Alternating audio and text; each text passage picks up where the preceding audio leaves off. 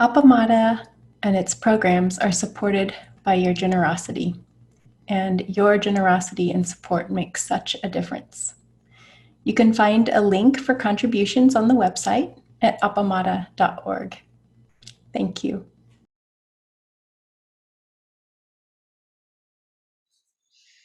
Good morning. Here I sit, I'm wearing this beautiful garment made by generous people to support me in my practice. I'm bathed in this incredible light that's in this room right now. The objective correlative of the light we all live in all the time, both enlightenment and endarkenment that are always with us. And good morning Rosemarie, good morning Darcy, good morning Ellen, good morning Becky. I don't see any other faces online, but that may be because they're cut off by, I don't know. And thank you Anne and Laurie and Kim for being here and for everything you do for the Sangha. It's just so wonderful. I thought I was planning to give a talk today, but I was not planning to be in the Zendo. My wife and I are in Austin for a wedding that's going to be happening in Dripping Springs, or as locals and posers say, Drippin'. Anyway, it'll be happening this afternoon. I thought it started at noon and then I would have to leave immediately after the talk to make it to Dripping Springs. But it turns out it's not until 3, so I got to come into Austin for this. What a pleasure. I got to meet some people for practice discussion this morning, and to just be here again is just so great. And so I want to read a chapter from Everyday Zen, Everyday Zen, Love and Work, by Charlotte Joko Beck, edited by Steve Smith, published originally in 1989. Okay, 1989. And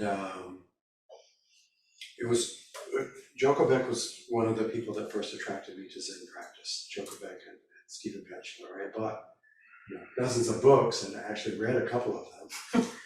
But Joko Beck really communicated something to me. And there's an introduction in this book that has to do with, talks about Joko's style of teaching and by one of her students. And it says, her teaching is highly pragmatic, less concerned with the concentrative pursuit of special experiences than with the development of insight into the whole of life. Vividly aware that powerful spiritual openings that are artificially induced do not ensure an orderly and compassionate life, and may even be harmful. Joko is skeptical of all muscular efforts to overpower one's resistance and find shortcuts to salvation. She favors a slower but healthier, more responsible development of the whole personality, in which psychological barriers are addressed rather than bypassed. So, from where I was, that was very attractive language, and it remains very attractive language to me. And one of her students, Elihu Genbyo Smith, who heads, I think, the Prairie Zen Center, who is still active, and who I understand has moved toward a much more traditional, wearing robes and moved toward a more traditional Japanese style practice in that center. Writing this in the 1980s said, there is another way of practice, which I call working with everything, which he has learned from Joko, including emotions, thoughts, sensations, and feelings. Instead of pushing or keeping them away with our mind like an iron wall, or boring through them with our concentration power, we open ourselves up to them.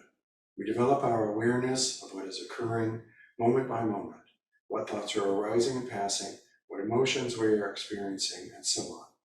Instead of a narrow, focused concentration, broad awareness is our concentration. The point is to become more awake to what is occurring inside and outside. In sitting, we sense what is, and we allow it all to go on, not attempting to hold it, analyze it, or push it away. The more clearly we see the nature of our sensations, emotions, and thoughts, the more we are able to see through them naturally. And again, that's very attractive to me as a description of a possibility of a way of awakening. Certainly not the only way, but as he said, this is just one, another way, and one that's more aligned with kind of more American, more Western, more modern types of thinking that can include these things. And I saw a mention of Joko Beck in one of Barry Madge's books, in which he talked about the next thing I'm going to read. One of Joko's talks that he was present for originally, and the talk is called "Relationships Don't Work." Kind of stepping on the punchline here, but relationships don't work. And he said, and he drew a line from Joko to her Japanese teacher, who was very strict, had a very strict kind of Japanese formal orientation, and then was disgraced when his indiscretions were became public, and that Joko had left that teacher and stopped working with that teacher when that occurred, and that he said that he drew a line from that rupture to her talk. Relationships don't work. You know, as you hear the talk, I don't see, there's no mention of that, and she focuses in a different area.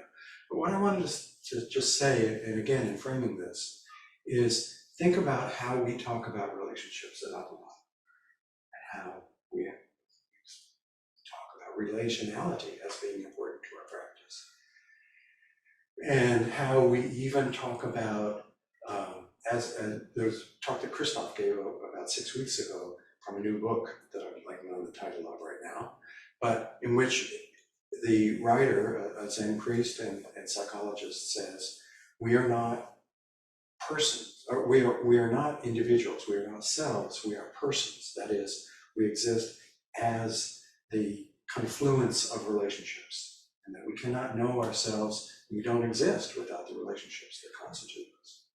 Physical, from the fundamental forces of the universe all the way up through our psychology and biology and everything.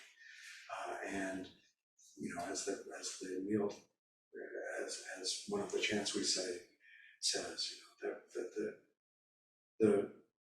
the Buddha nature is the very food we eat and the air we breathe. And anyway, so that's part of what I at least understand we do it. So then we get to, there are teachers who, I'd say,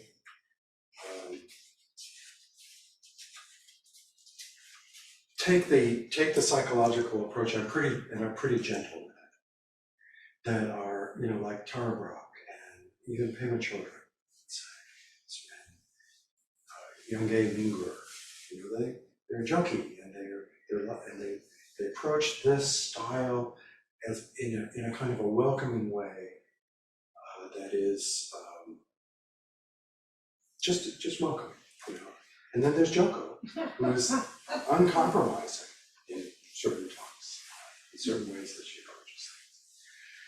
So relationships don't work. I recently returned from Australia. I went there hoping to enjoy some normal weather. So the first 2 days it poured, which was fun. Then for the last 5 days of sesshin in Brisbane, there was a cold gale. It was so strong that we could hardly stand up as we ran between buildings. We had to fight just to keep our balance. The wind was like a truck roaring over the roof the whole time. Anyway, it was a good sesshin. And what I got, as I always do, is that no matter where you go, people are people. They are all wonderful and they are all troubled, as people are everywhere. And the same questions plague Australians as plague Americans. They have just as much difficulty with relationships as we do.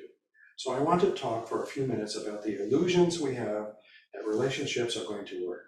See, they don't. They simply don't work. There never was a relationship that worked. You may say, well, Why are we all doing this practice if that's true?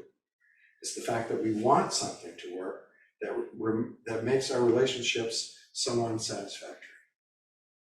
So to me, that's not an answer to the question of why we're doing the practice. But she goes on. In a way, life can work, but not coming from the standpoint that we are going to do something that will make it work. In everything we do in relation to other people, there is a subtle or not so subtle expectation. We think, somehow, I'm going to figure this out. I'm going to figure this relationship out and make it work, then I will get what I want.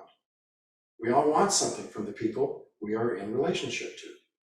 None of us can say we don't want something from those we are in relationship to. Even if we avoid relationships, that's another way of wanting something.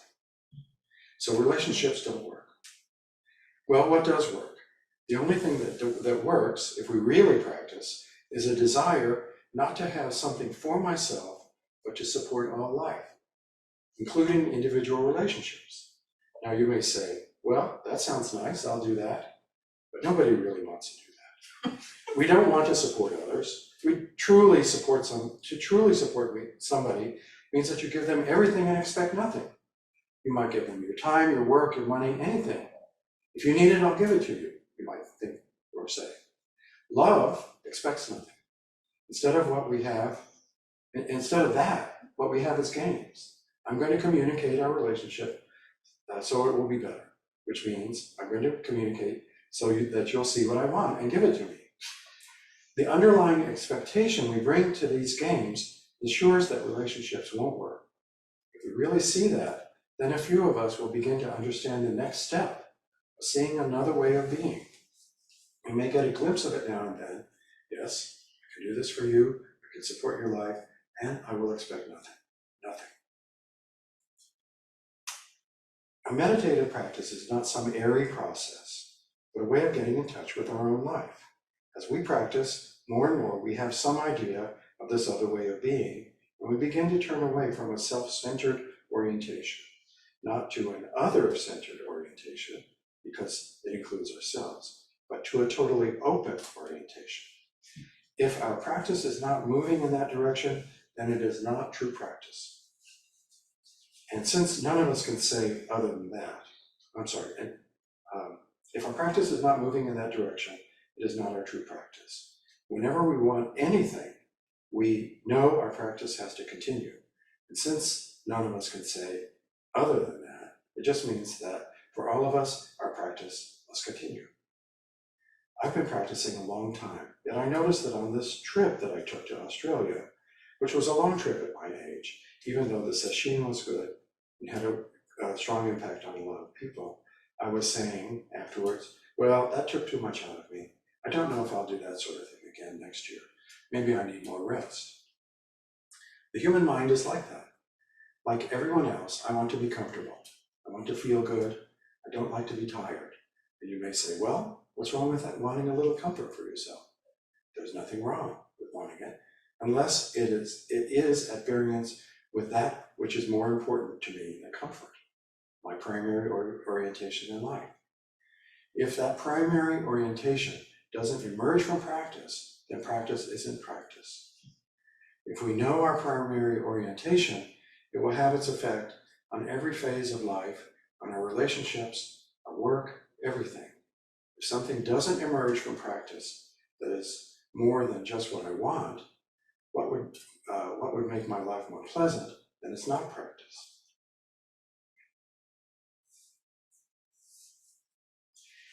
I'm skipping over some parts here, and we'll read just a few more paragraphs. In a relationship, whenever we sense unease, that point where it doesn't suit us, a big question mark should shoot up as to what is going on with us. How we can practice with the unease. I'm not saying that all relationships should be continued forever, because the point of a relationship has nothing to do with the relationship itself. The point of a relationship is the added power that life gets in working with it as a channel. A good relationship gives life more power. If two people are strong together, then life has a more powerful channel than it has with two single people. It's almost as though a third and larger channel has been formed. That's what life is looking for. It doesn't care about whether you are happy in your relationship. What life is looking for is a channel. It wants that channel to be powerful. If it's not powerful, life would just discard it. Life doesn't care about your relationship. It's looking for channels for its power so it can function maximally. That functioning is what you are all about. All this drama about you and him or her is of no interest to life. Life is looking for a channel, and like a strong wind, it will beat on a relationship to test it. If there is a little wanting, then the relationship is strong and it will function. That's all life is interested in. As a separate ego with your separate desires, you are of no importance to life. I'll stop there. Anybody feel like they just got some cold water thrown in their face? That's the way I always feel reading these talks from Joko. Yes.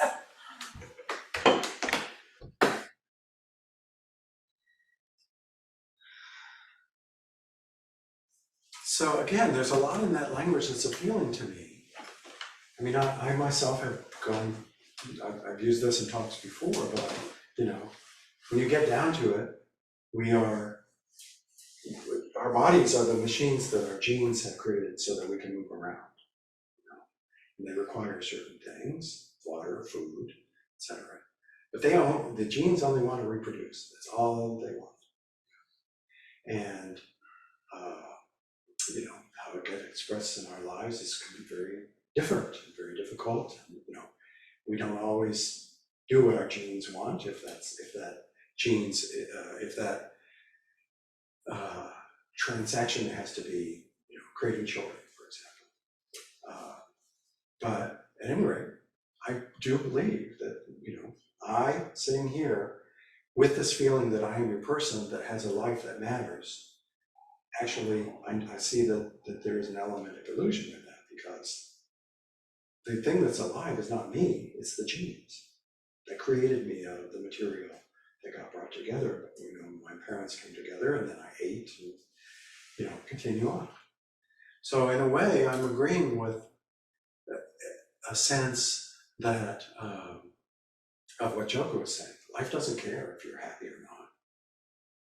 Life is its own thing, it's its own self. And it binds us to the rest of the universe, again, from the fundamental forces all through everything connected through chemistry and electricity and magnetism and our biological and psychological worlds that we live in. But hearing this from Joko, I think this is a very bleak place. And I don't know if I had heard this in 1987, how I could have withstood it. On the one hand, Joko welcomes language and taught her students like Beck and Flint and Barry Magid and the other teachers and Diane Rossetto and others to welcome this language and to use it as a trailhead, as a pathway for exploring what's really going on in our lives. But in talks like this, she really gets down to the practice aspect of it. How we can't make the mistake of thinking that just because we have strong emotions, we have conditioning and so on, that it's okay to hang on to those things. Even the attachment to self, and she puts it in a particular bleak way in this talk, I think. So,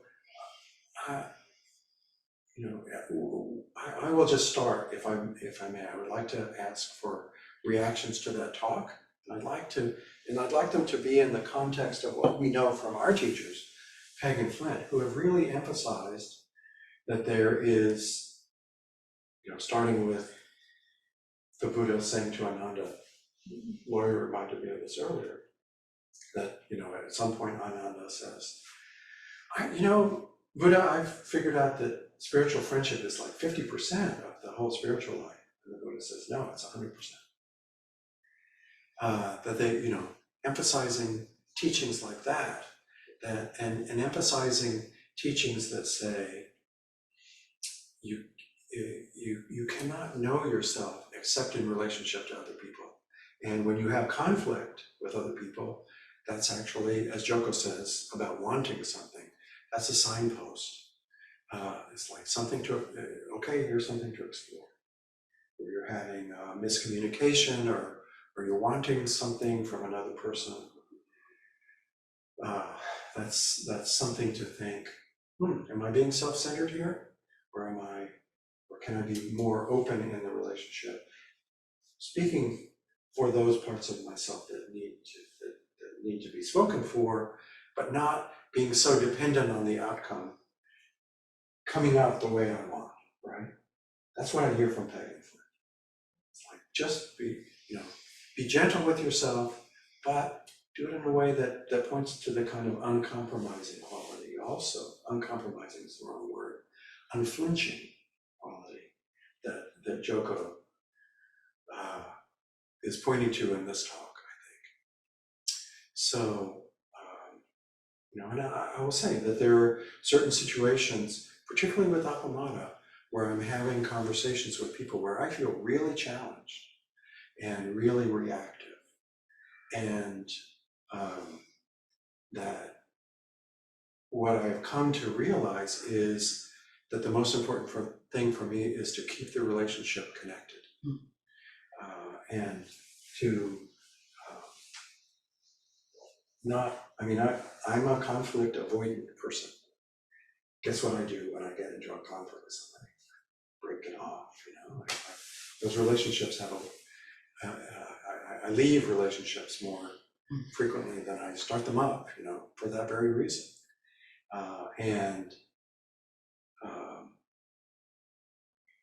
I've just come to be able to realize through this practice and through the gentle reminders and prodding of others in the Sangha that I do not have to be that way. That I will not die if somebody disagrees with me. And there have been times in the past where it's actually felt like life-threatening. Certainly in relationships with siblings, you've heard me talk about those things. But it doesn't have to be that way. And that there can be freedom, which again allows for keeping relationships going, even if there is ongoing challenge in them. So that's my thought in reaction to what Joko has to say. We have Nelda. Okay, yes, Nelda, you've got your hand up. Good morning, Joel. Oh, it's so good to see you in the Zendo. Isn't it great? Yes, so good to see everyone. And I heard a bit about your travails, so it's especially nice that you were able to get here. Good. Glad to have you. Thank you for this talk. It feels so serendipitous, and I'm always amazed. I don't know why, because it happens so often. With the synchronicity of the cosmos, I think it's very timely for this season. And for me in particular, I needed to hear your talk, and I really needed a reorientation. There's several points that you made that just spoke loudly to me, especially at this time of year, which some call, at least in the tradition in which I was before, the season of love. And now I ask myself, isn't every moment the season of love? But that's an aside. But your talk also reminded me, now that we're in this season of many practices, celebrations, of many illusions and delusions about what that means. And we can see it in the suicide rate, the depression rate, sometimes even the death rate at this time of year. I think we can really glean from those statistics, the attachment to that we have to these illusions and delusions that take us so far afield from what Joko and Peg and Flint talk about. And I was chuckling for a moment as you were talking, because you said life does not care if you're not happy. And it just so happened yesterday, I watched this show about dating sites. And the reality is dating sites don't care if you're happy, and they really don't care if you find someone. They have created these algorithms to keep your serotonin flowing, not to make you happy, not to pair you up. That is not their goal. The goal is to keep you addicted to the site. So I just chuckled because I thought, wow, even that fits with your talk and Joko's book. And so I'm sitting here and going, oh, I need to reorient. I need to remember, I guess, this isn't about us as a community coming with our bowl to be filled. It's about us filling each other's bowl. And if our focus is on filling each other's bowl and hearts, our bowl gets filled too. And so there's this amazing flow that I find in Peg's teachings and Flint's teachings and your teachings, in Lori's and Anne's, and who else is in there? Kim's teachings. It's a wonderful flow, and it doesn't start with receiving, it starts with outpouring. And so thank you for the reminder. Thank you so much. Thank you, Nelda. We have Ellen. Okay, wait, question for Nelda. Sure. So what is serotonin? What brain chemicals make you happy? Serotonin. Serotonin, but you were saying that what the dating sites give you is a kind of a serotonin loop that keeps you there and keeps you from then moving on to what might affect your long-term happiness. Is that right? That's okay. correct. Okay, Yes. thank you. Ellen? You're muted. Got it. Thank you for the talk. And you said to relate this to what you've learned from a teacher and to Joko Beck's talk. And so the quote you gave about between the Buddha and Ananda, I learned that from Peg, that spiritual friendship is 100%. And what stood out for me in the talk was about in relationship that it strengthens the pathway, the living pathway, the life pathway of life. And so I was thinking about, just looking at that, have I experienced that? And I certainly have. And I really love it that she talked about that. As far as facilitating a program, an Appamada program, I would much rather collaborate. I would so much rather collaborate. You and I collaborate on something right now, and Kim and I have collaborated repeatedly. And I really love, it is definitely a stronger life with the collaboration. And then I was thinking about the Zazen and Share program. Rosemarie monitors that, and she's definitely part of the collaboration. She has something to offer to that, and that strengthens it. And then the whole darn group participates, really kind of like what we're doing right now. Like this right now is what Joko Beck was talking about coming together increases the life flow. And that happens, anytime we all come together. And I don't know, that just really impresses me, moves me, makes me happy. So that's it. Thank you. Thank you. Becky, hi.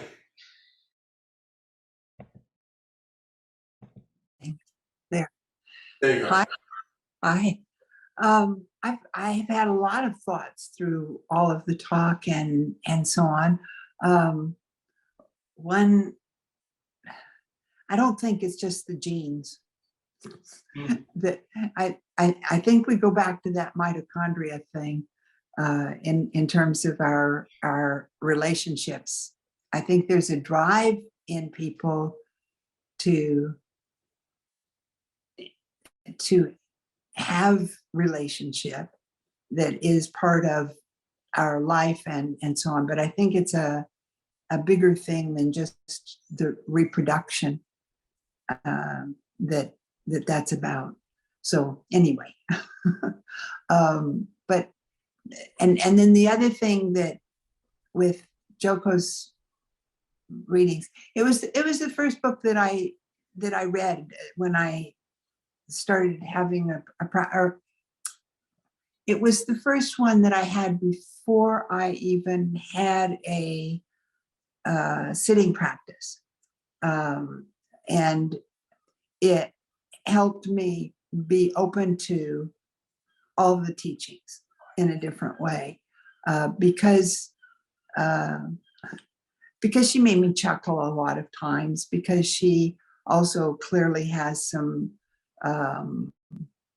tendencies that have to do with not over ritualizing, without over, like to have that be an important part of something, but not the, like, nobody could come to the Zazen and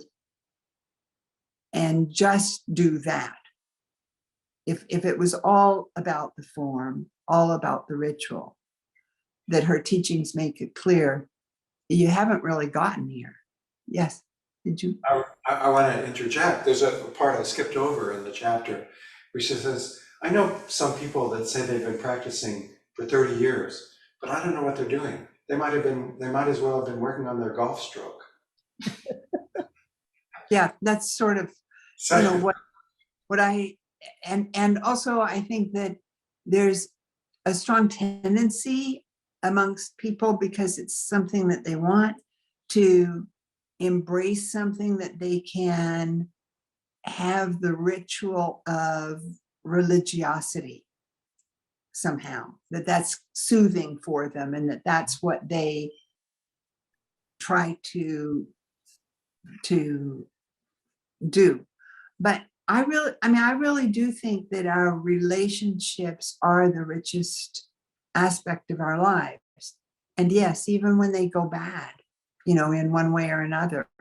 But one of the things I love about having as much relationship within the Sangha as I'm able to is that you have people who have the same intent or a similar intent, with their own little parts to it and so on. And that makes it a safer place for us to experience some of this stuff. And in doing that, then we can I learn more about myself and what some of my delusions, some of my habits, some of, all of the many things, my reactivities and so on. And so I've really appreciated living somewhere now where it's fairly easy for me to be in relationship to other people as well. And some of those have some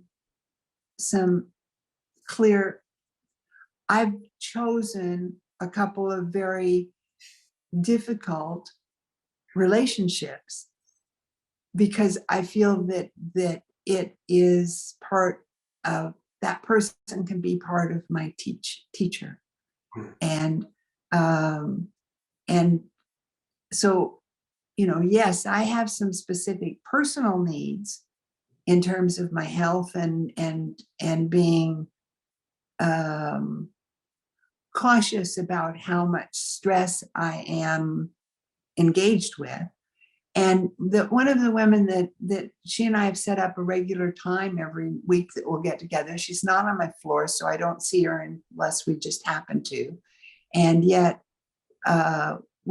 she decided that she really, she calls me her best friend and so on. And so I try to encourage her to say, like to have many friends. I don't want to be pulled bad or that kind of thing. Anyway, it's been really interesting because she's she has a whole lot of issues going on.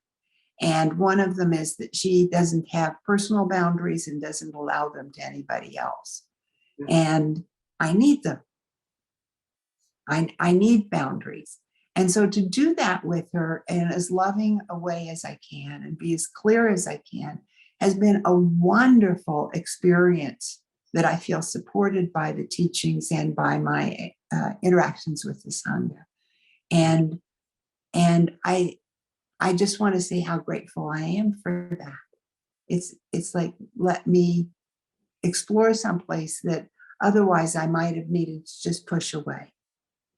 And that's been really rich, sometimes irritating. And that's the teaching is, okay, what is it about this that irritates you?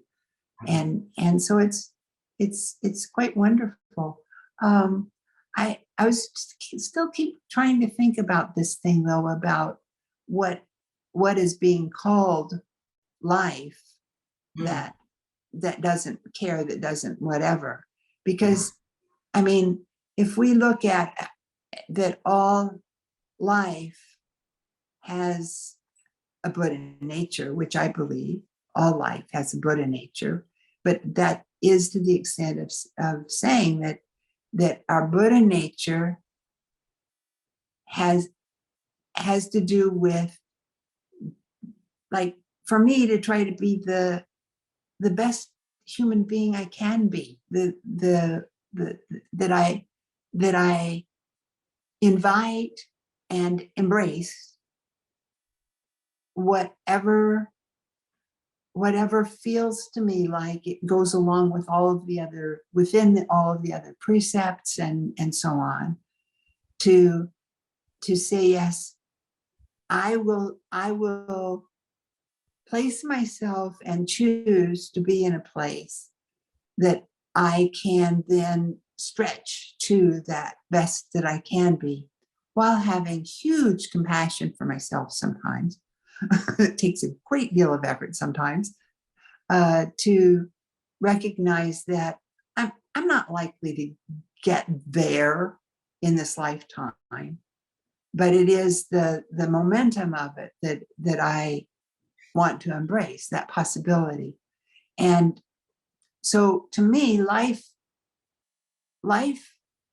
energy also includes what we humans experience as love. And therefore it can't just not matter. It can't just be that if we're not doing that it doesn't matter. Mm-hmm. So that was one of the things that I'd actually like to hear somebody else talk a little bit about more too, because that felt to me that it's dismissive by saying life doesn't care. But I think that all life has that part that we call love. And so I'd like to hear other people's thoughts on that, because I hadn't got it. Thanks, Becky. Thank you. I have a comment about that. I tend to look at that as, sorry, Darcy, just to say, that life doesn't care. Yeah, louder. Oh, louder. That life is a force that doesn't care about an individual's desires. And that's how I understand it more. It's like,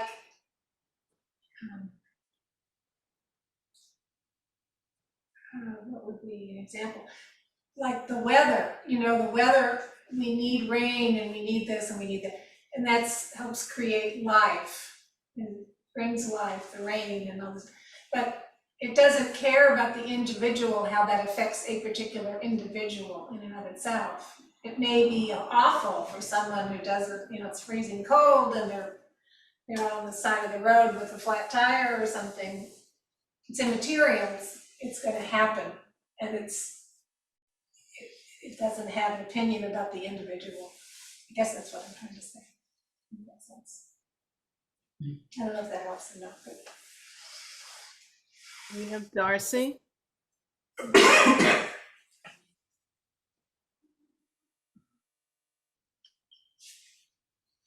So I think the language feels harsh in a way, and we all want to feel cared for, and that word definitely care sort of elicits something. Darcy, it's hard to hear you. Oh, I'm sorry. Can you hear me now? That's better. That's better. If it's not okay, then I just won't talk, because I do sometimes have problems with my speaker. No, that's good right there. Okay. I think the language can feel harsh with that. You know, the not caring.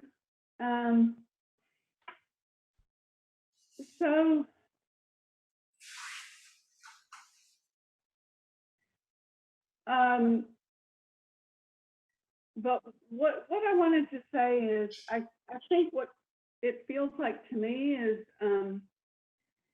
she's trying to take us to a deeper level beyond our preferences. And whether I'm happy or not, it just isn't the point. You know, it's not like somebody doesn't care, but it's that there's something bigger and more. And because it seems like very often I recognize I have a thought that is producing a feeling of being unhappy, or sometimes it's a feeling tone that I can't even relate to a specific thought. But when I recognize that, and I can connect with this thing, this bigger sense of the universe supporting me that is love and its connection. Sometimes I can't do it when I'm by myself, and I think that's why relationship is a powerful channel, you know, because we need each other to get that. Joko just kind of knocks everything off the table sometimes, and just it can be a little kind of, you're not in the right place. It just doesn't work for you. But that's where it takes me. I'm just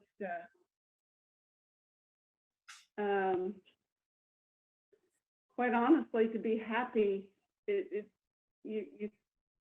that's not the point. You know, life doesn't deliver what you can call happiness a lot of the time.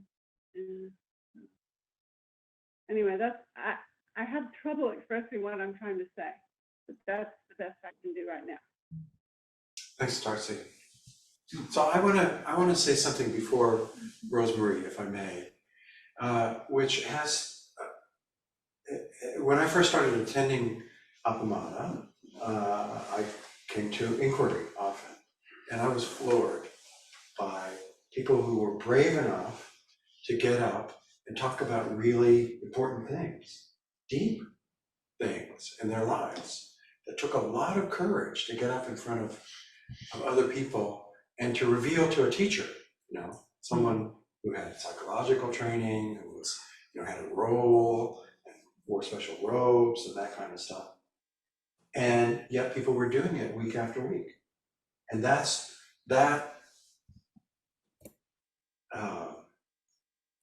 was the web of the relationship, not just like a teacher to a student, not and certainly not individual relationships, you know, outside the Zen or anything, but to show this possibility that there could be a way of communicating that would be safe enough so that people could get at least the recognition of what they were going through, and so that they didn't have to be stuck in those places. you know? That was so powerful for me. And that's what I think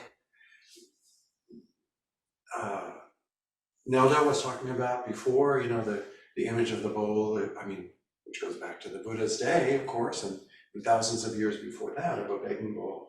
Mendicants going in the community to be supported by literally the food they ate. And that, you know, we have this new metaphor, or so many other metaphors that grow out of the begging bowl, that we, you know, if we focus on filling each other's bowls, our bowl will get filled too, in a way that it never can if we only focus on the emptiness of our own bowl, you know. And that somehow conversations like this and conversations like happen in inquiry, where people are willing to come forward and speak the truth about difficult things in their lives, that is the way in which we can best fill each other's bowls. I think that's where I am right now. Rosemarie?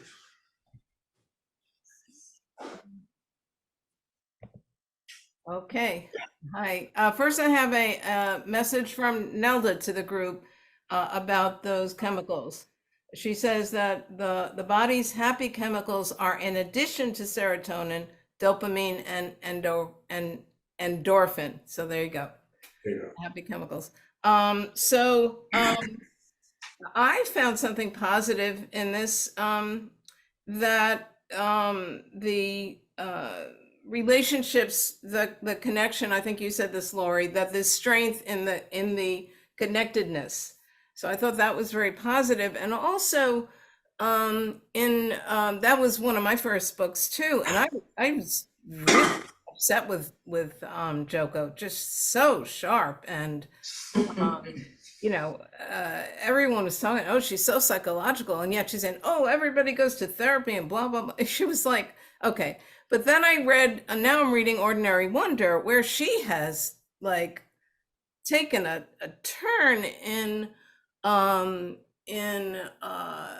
don't know if I'd say gentleness, but certainly, you know, paragraphs on forgiveness. And she's just widened her view of how she presents what we struggle with and how to kind of get out of it. And in terms of the life doesn't care about your happiness, she focuses on this book and on joy, and she defines this as the cycle of things we like that are happening and things that we don't like that are happening.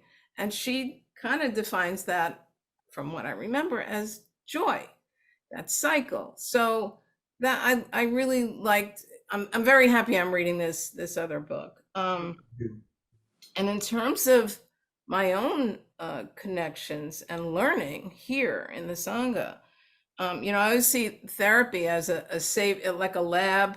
You know, if you can get mad at your therapist, you can go out and assert yourself in the world. And I feel like that with the Sangha too. If I can tolerate the intimacy of the relationships here, I feel like that's what can happen, you know, and has, you know, for me in my life as well. And Ellen, who was so nice to mention our Wednesday Zazen and Share, and I mean, I'm basically the monitor. However, Ellen would begin to send me, you know, paragraphs on how she was going to present that day. And I'm thinking, why is she sending me all this stuff? That's how it felt in the beginning. Then it dawns on me, we are collaborating. And I had no awareness, you know, it took a while. And so thank you, Ellen, for seeing our relationship in that way and teaching me that. Thanks.